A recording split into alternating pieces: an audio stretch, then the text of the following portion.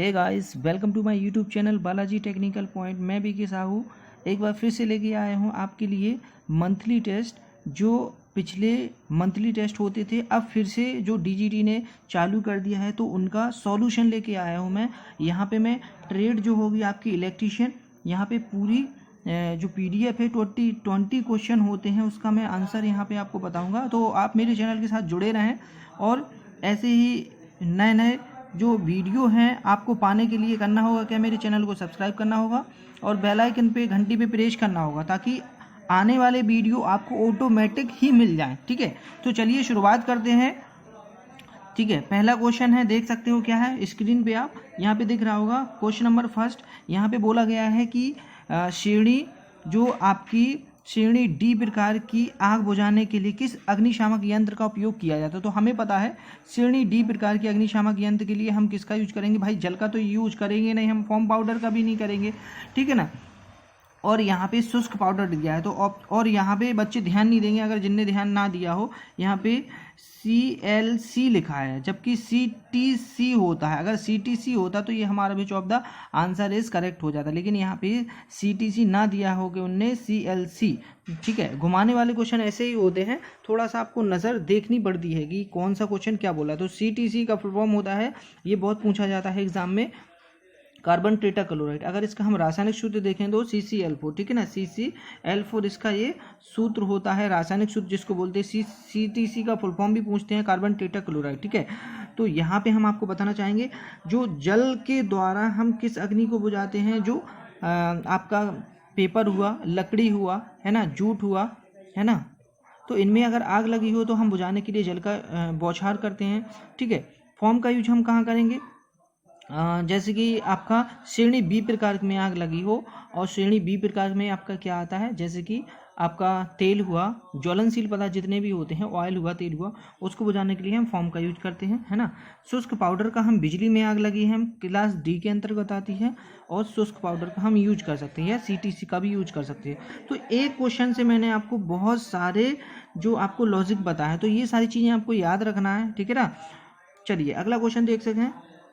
Plier, यहाँ पे plier की बात की गई है, तो प्लायर का निर्माण किस धातु से होता है। तो हमें पता है कि प्लास जो होता है स्टील का बना होता है। ठीक है ना, तो लोहे का तो बना नहीं होता ना, पीतल का बना होता है, तो स्टील ये अपना करेक्ट आंसर हो जाएगा। चलिए थर्ड क्वेश्चन देख सकते हैं, है ना। According to Fleming right hand rule, यानी कि यहाँ पे प्रेरित EMF की दिशा पाने के लिए फ्लेमिंग के दाएं हाथ का नियम के अनुसार जब प्रेरित EMF की दिशा की मध्य उंगली बिंदु तर्जनी दिशा की दिशा में इंगित करेगी तो क्या होगा इसमें, तो ये हो जाएगा अपना विच of the two is correct, है ना, चुंबकीय क्षेत्र में हो जाएगा। ठीक है ना, तो तर्जनी क्या दिशा इंगित करेगी, अपनी चुंबकीय क्षेत्र की दिशा इंगित करेगी। ठीक है, चलिए क्वेश्चन नंबर 4 देख सकते हैं। अच्छा, यहाँ पे मैं एक चीज़ बताना चाहूँगा आपको कि फ्लेमिंग के अगर पूछते हैं दो फ्लेमिंग, एक होता है लेफ्ट हैंड रूल, ठीक है ना, एक होता है राइट हैंड रूल।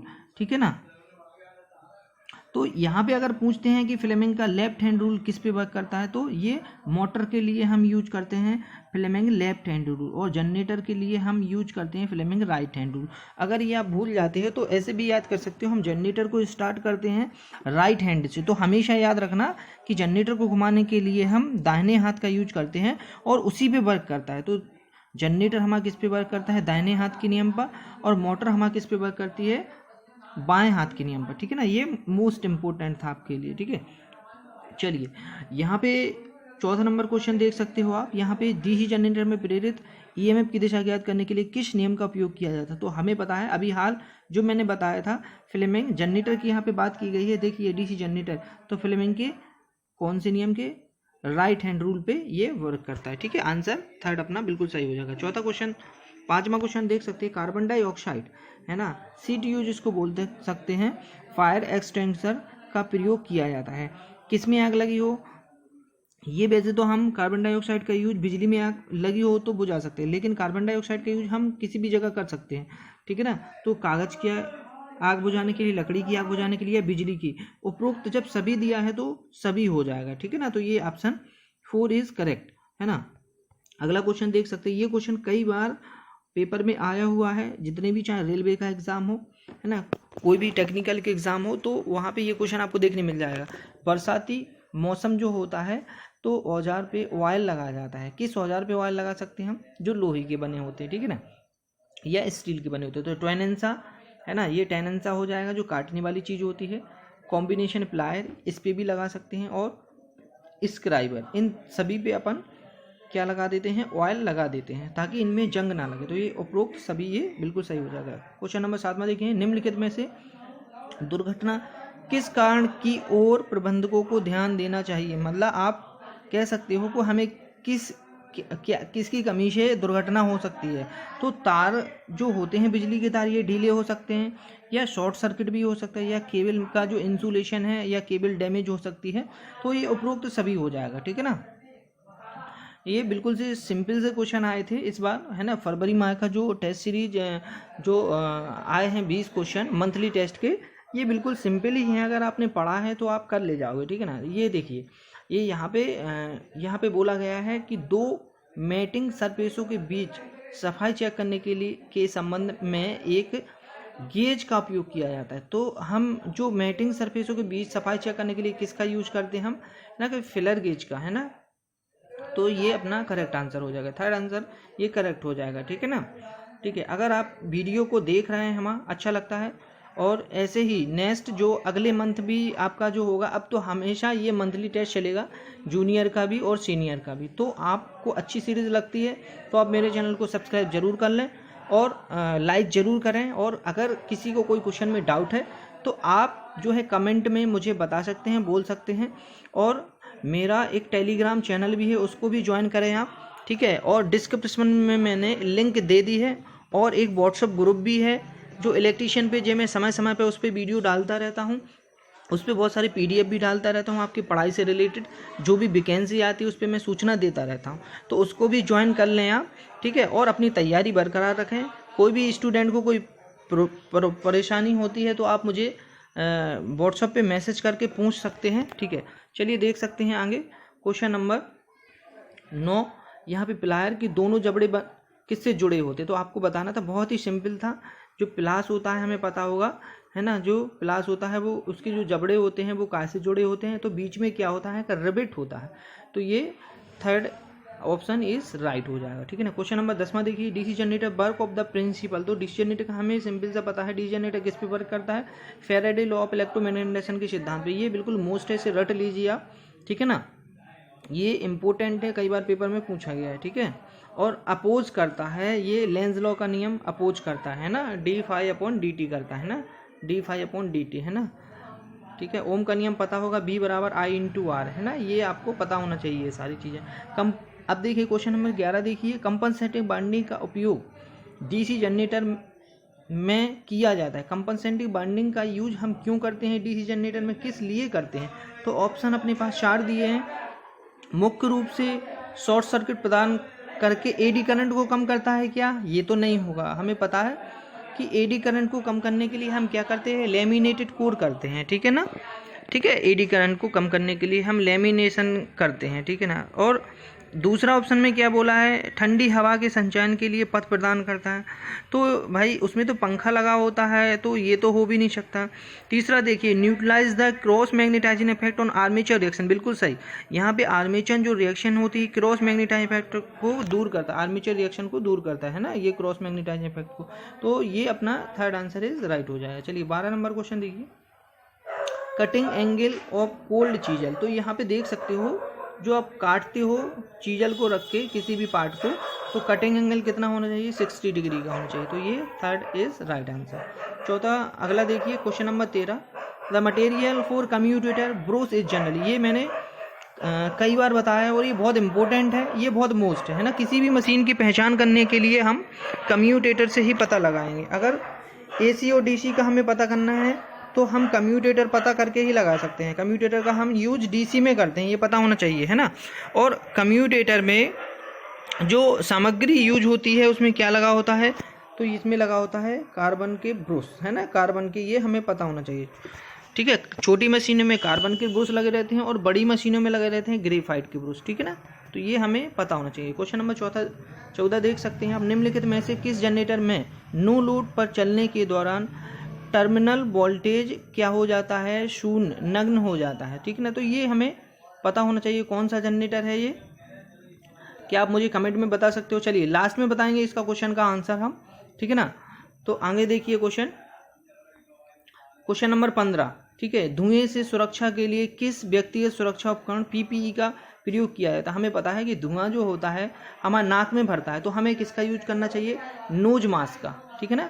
नोज, नाक को ढकने के लिए हम नोज मास्क का यूज करेंगे, नाक कवच जिसको हम बोलते हैं, ठीक है ना। पीपीई का एक बार फुल फॉर्म भी पूछा गया था, तो ये चीज़ों का ध्यान देना है। पीपीई का पर्सनल प्रोटेक्टिव इक्विपमेंट होता है, ठीक है ना। ठीक है, अगला क्वेश्चन देखिए, question number 16, which of the following is the duty of electrician. निम्नलिखित में से क्या एक विद्युतकार का कर्तव्य है। तो पीवीसी जो होता है का परिपथ बनाना, ठीक है ना, मोटर की वाइंडिंग करना और विद्युत परिपथों की स्थापना करना। तो डी इज राइट आंसर हो जाएगा कि भाई पीवीसी के अनुसार ही तो निर्माण करोगे, कोई भी आप केबल लोगे। मोटर की बाइंडिंग भी करना आना चाहिए, विद्युतकार का ये कर्तव्य होता है। और सर्किट की स्थापना, इंस्टॉलेशन या लाइट वगैरह लगाना, ये सब उसके काम होने चाहिए। तो ये अपना 4 इज राइट आंसर। चलिए पीपीई है ना, अभी मैंने पीपीई का फुल फॉर्म बताया था, अगर आपने रिवाइज किया है तो एक बार जरूर बोले पीपीई का फुल फॉर्म, ठीक है ना। चलिए यहाँ पे आपको बताना है पीपीई, इनमें से ये जो डायग्राम दिए हैं 4 आपको, इनमें से ये कौन सा डायग्राम है। तो आप क्या देख के बता सकते हो ये काय का है।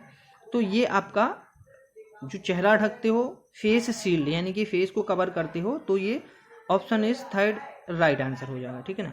क्वेश्चन नंबर 18 देख सकते हो, इन डीसी मशीन योक काय का बना होता है और योक जो है किसके लिए यूज करते हैं। डीसी मशीन होती है, कोई भी मशीन होती है या मोटर होती है, उसके जो बाहरी भाग होता है हम इसको योक बोलते हैं। योक जो कास्ट आयरन का बना होता है। योक क्या काम करता है मैंने कई बार बताया, ये क्वेश्चन बहुत ही इंपॉर्टेंट है और ये कई बार पेपर में पूछे जाते हैं।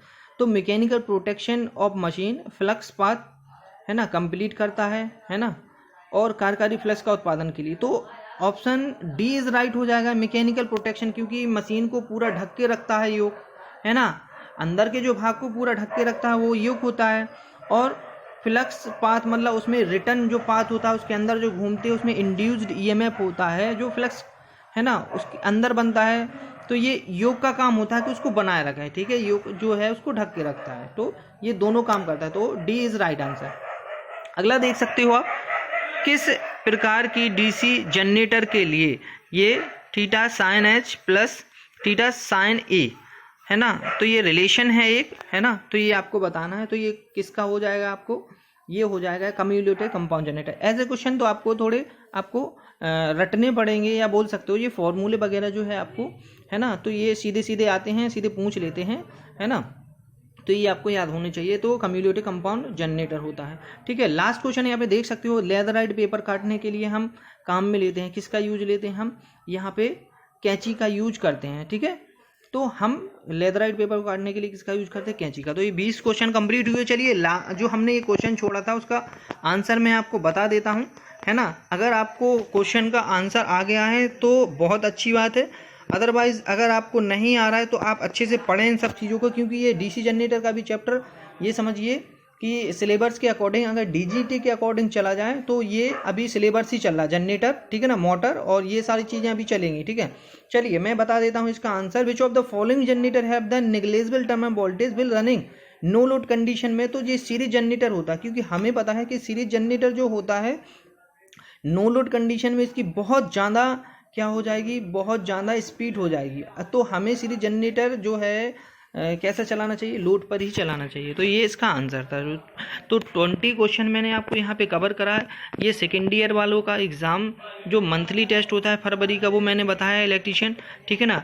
और आप मुझे बता सकते हो कि आपके कितने क्वेश्चन सही हैं, कितने क्वेश्चन गलत है। अगर मेरी टेस्ट सीरीज ऐसी ही आप चाहते हैं कि हर मंथ मैं आपको बना के दूँ एग्ज़ाम होने के बाद, तो आप मेरे चैनल के साथ जुड़े रहें और सब्सक्राइब जरूर करें, ठीक है ना। और वैकेंसी से रिलेटेड कोई भी इन्फॉर्मेशन हो मैं आपको वीडियो बना के ज़रूर प्रोवाइड कराऊंगा, ठीक है ना। तो आज के लिए बस इतना ही, धन्यवाद।